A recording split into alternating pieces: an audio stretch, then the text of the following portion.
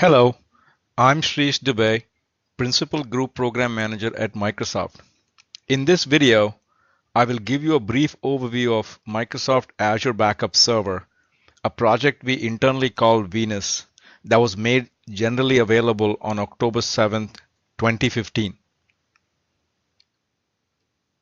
When we released Azure Backup Service, we provided protection for files and folders, which allowed customers to protect their on-premises files and folders to Azure, either for offsite storage, compliance, or long-term retention. As the service grew, we started getting requests for protecting business workload data such as SQL, Exchange, SharePoint, and Hyper-V.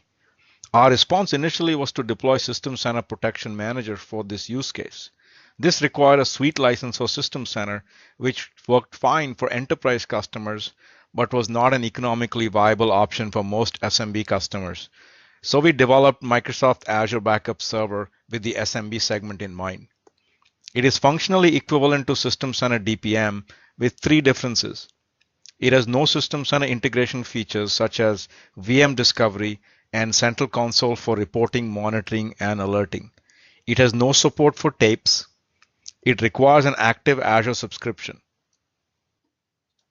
Microsoft Azure Backup Server provides full fidelity workload support and can protect them whether they're running on Hyper-V, VMware, or physical servers. It supports all key Microsoft workloads such as SQL, Exchange, SharePoint, Hyper-V, as well as infrastructure workloads like IIS, AD, and DNS. We continue to enhance the list of platforms and workloads we support in Microsoft Azure Backup Server.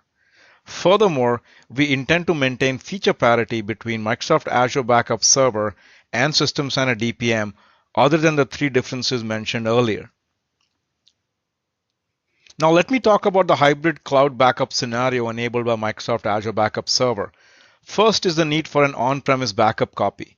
RTO requirements for workload backup are much tighter where data needs to be restored within minutes, which is not feasible with a cloud backup copy.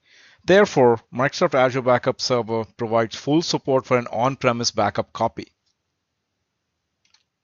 Optionally, you can also use it for a copy in Azure.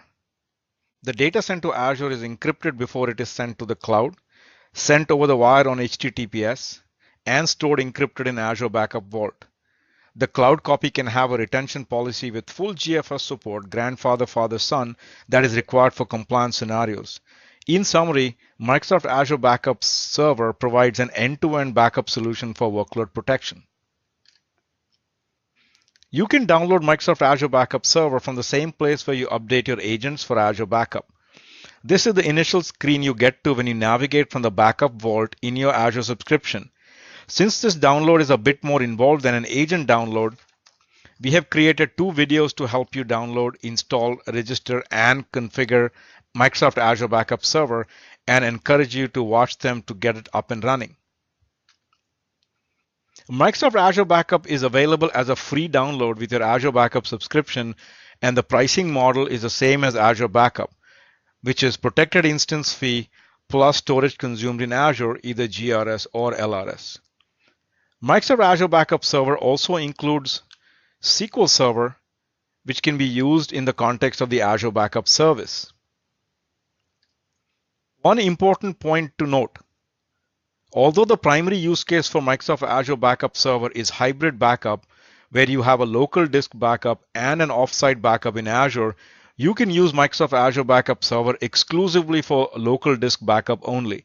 It costs the same in terms of instance pricing, but you will not be charged for storage as you're not using Azure for the offsite backup copy.